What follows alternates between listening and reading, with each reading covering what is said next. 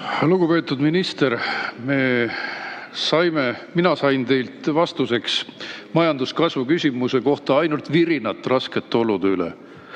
Kui EKRE oli valitsuses, siis oli meil koroona, sulgemised, ettevõtetel ülikeeruline olukord ja sellest tuldi välja 8,3%-ga. Ja ma kuulen ainult virisemist teie käest. Piinlik kuulata. Te ei saa virisemise eest palka rahva käest, vaid lahenduste pakkumise eest.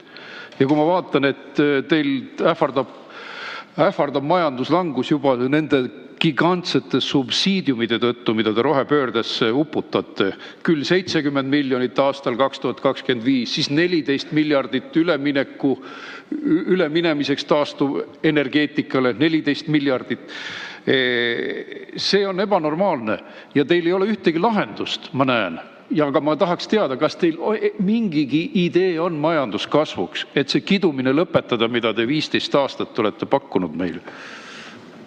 Väidetakse ju, et minu sõnad ja teod ei käi kokku, käivad küll.